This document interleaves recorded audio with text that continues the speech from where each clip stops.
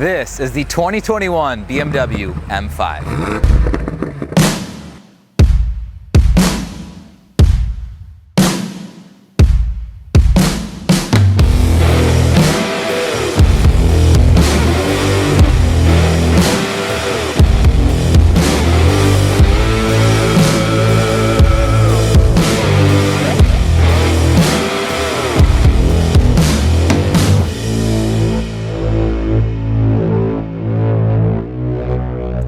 Now I know it's been a few years since the new M5 came out, of course, as BMW always does with their LCI, which is essentially a facelift to the complete car. However, with the M5, it's a little bit different this time, and BMW has shown that lately with the E60 M3 and other things, that they're kind of ditching their heritage and making some different improvements to the M cars across the board. Now what I mean by that is not just the headlight and taillight revamp, but there's a lot of minor changes throughout the whole car that are actually pretty, more than minor actually, if you consider them. That being the front bumper, the grille design, the rear bumper design, and a few other little changes that make the M5 LCI actually a considerably different car than the previous, just standard F90 M5. Now, the first thing and most distinct feature on this whole car by far is the L-shaped new headlights. Now, these are also have that shadow line trim inside, so they are, darker and a lot more new looking, in my opinion. I really liked when they did this on the F80 M3, as I've spoke about in previous videos, and now they did that on the M5 as well. It kind of got rid of any of the silver or chrome elements, and I really do enjoy it. Now with the front bumper, they've added a lot more trapezoidal elements and kind of, beefed it up and made it look a little bit more muscular. Nothing that looks completely different, but it definitely is a significant change from the previous car. You cannot put, the old bumper on this car, vice versa. And if you did, I'm sure you've had some issues with that. But with that being said, moving on to the grills here, obviously you got a really aggressive grill design that's all one piece now.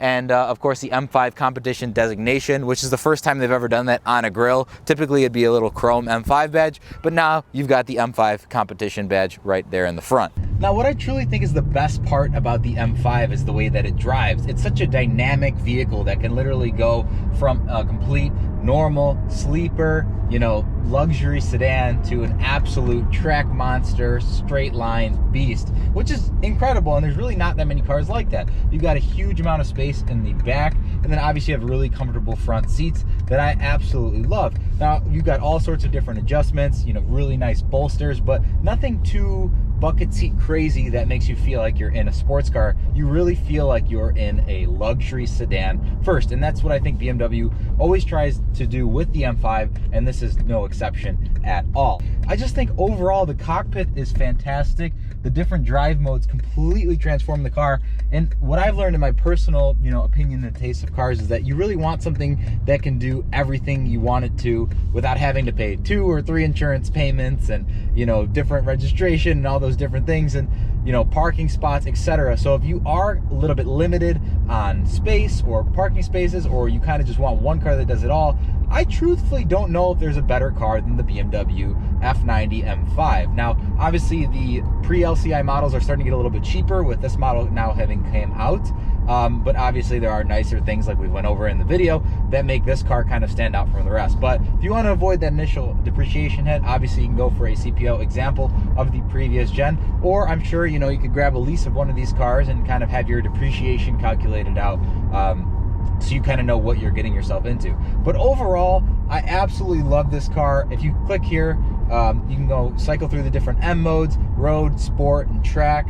We'll get into that a little bit in more depth in a second, but overall, obviously you've got your engine, chassis, and steering adjustments. Something that I like to change to Sport Plus practically all the time is the engine, because that's going to open up the exhaust to its most open and alive form. And obviously you've got your little exhaust flap button right here as well. But once you put the engine into Sport Plus, the sounds that the car makes is absolutely insane. Now underneath the hood of the 2021 BMW M5 is a 625 horsepower 4.4 liter twin turbocharged V8. Now it's an absolute beast of a motor that produces 553 pound-feet of torque, paired with the only option, which is the 8-speed automatic transmission. Now I personally was against the automatic transmission at first until I drove one. I thought the DCT would be faster, more manual-like, more exciting all around, but this transmission is absolutely fast faster in every regard, and it's just a blast to drive. It's super easy going, and you don't get any of those little jitters or bucks that you would have in the previous M5 or the F80 M3. Now the DCT is an amazing transmission, and I'm a huge advocate for it.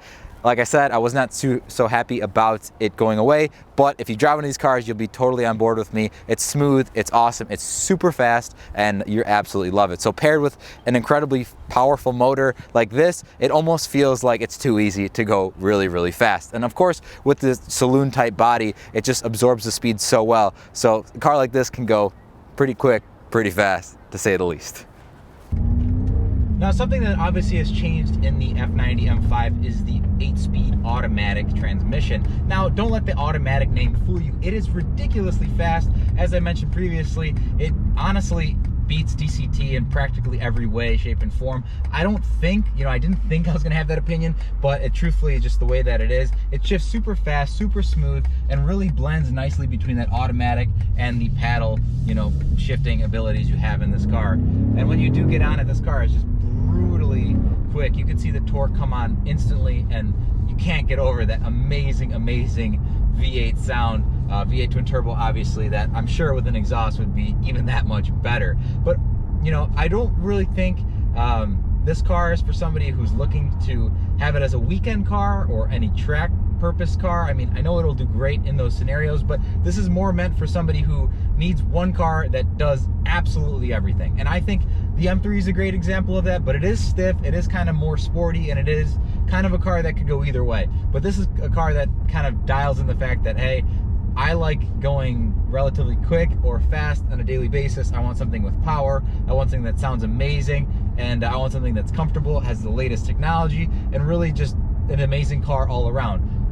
Looking at the side of the beautiful 2021 M5, you see the gorgeous muscular lines, kind of like an F80 M3 on steroids with a nice elongated backside. If you look here, of course, you've got 20-inch wheels. Nothing new there with the LCI. These were offered on the pre-LCI model as well. I do prefer the 20s with the ring around them that are on the competition package standard, in my opinion, but these still look great as well. Of course, finished in gloss black. You've got these fake BMW grills right here that do add a really nice aesthetic. It's one of those things that if it didn't have it, it wouldn't look as good, and the car's functional enough without it, so it's just kind of one of those things now done for aesthetic purposes. Now with the competition package, you do of course get the beautiful black shadowline accents. You get it on the window trim of the vehicle as well as the mirror caps, and something cool about the LCI is the rear lights, which is something we haven't seen in quite a while, and these do completely transform the look of the rear end of the car. So that being said, let's go take a look. Looking at the back side of the beautiful M5 is the shadowline taillights right here that look absolutely stunning. You've got this kind of black trim all around them, and when you turn them on, which I'll do for you really quick, you see this nice illumination and contrast. Of course, that beautiful startup sound as well. That gives you this nice distinctive look throughout, and kind of like a pure LED look. You don't see any bulbs or anything, it's just that nice OLED finish. Of course, with the M5 and the twin turbo V8, you get amazing sounds. If you listen to this exhaust, it's absolutely incredible. You get a little hint of the turbo spool, which is absolutely beautiful sounding, and if you wanted to, you could do downpipes and a tune that would make this car open up and sound like an absolute freight train. So of course, with any BMW or luxury German vehicle, one of the perks is going to be the technology and the fit and finish. So stepping inside of here, obviously you've got just beautiful finishes all around, which is to be expected with a BMW M car, let alone an M5 or M8, etc. But my favorite part is the technology and the amazing iDrive 7 that they have in this car. Now I constantly am thinking BMW can't get the iDrive any better, and of course they do every single time. Now with this iteration, not only do you have the touchscreen, but you've also got other little things like the finger controls right here, and you've also got something amazing, which is the voice control. So if you say, "Hey BMW, it's getting hot in here."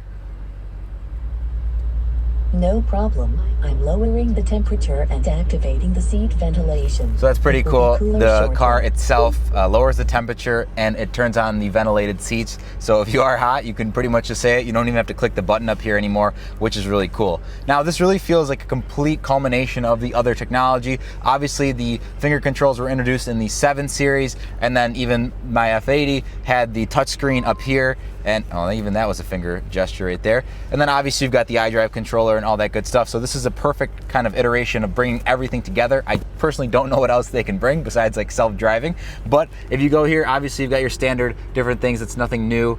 Media, communication, navigation, etc. And something with the new BMWs, their navigation, like everything else, just gets better every single year. I really love that, especially in conjunction with the display up here. You've got the different modes and it shows you, you know, your navigation, where you're going, obviously speed, limits, etc., depending on what packages you do get with the vehicle. Now, the best part about this car is the adaptability of it. When you click down here, you've got your different M modes, and as soon as you click through each, you can kind of cycle back through road and sport, but you have to hold it to go over to track. Now, when you transfer between road and sport, you get a different cluster display, and then when you go to track and you click activate track, it's going to turn off the iDrive controllers, so you're literally just focused on the actual LCD display. It shows you your tire temperature, your gas, what your different settings are in, your, you know, obviously engine, suspension, and steering settings, and pretty much your tachometer on both sides, and speed, and, you know, what gear you're in. So the bare bones, bare minimum, obviously oil temperature too. So another awesome feature is clicking setup right above the M mode. And then when you do that, you can bring, out of just the general settings, you can bring up the different setup options for your engine, chassis, and steering. And then when you go down here, to let you know, configuration is only possible in DSC off.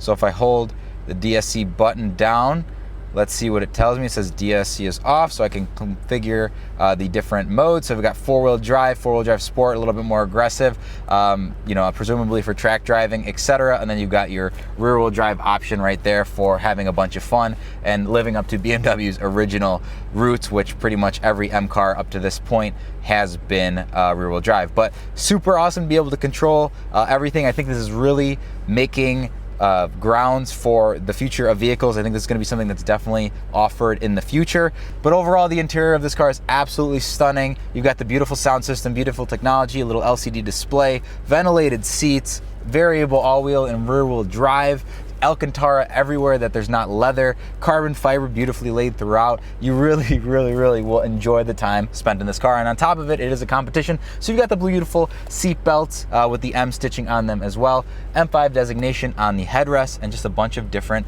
subtle details that really bring this car together. Guys, as always, thank you so very much for watching this video. I hope you really enjoyed it. Like this video if you liked it, dislike it if you did not. Subscribing would mean the absolute world to me. You can follow me on Instagram for more behind the scenes and photos and videos, all the different stuff we do here at Sulkar Media at SULKAR_media.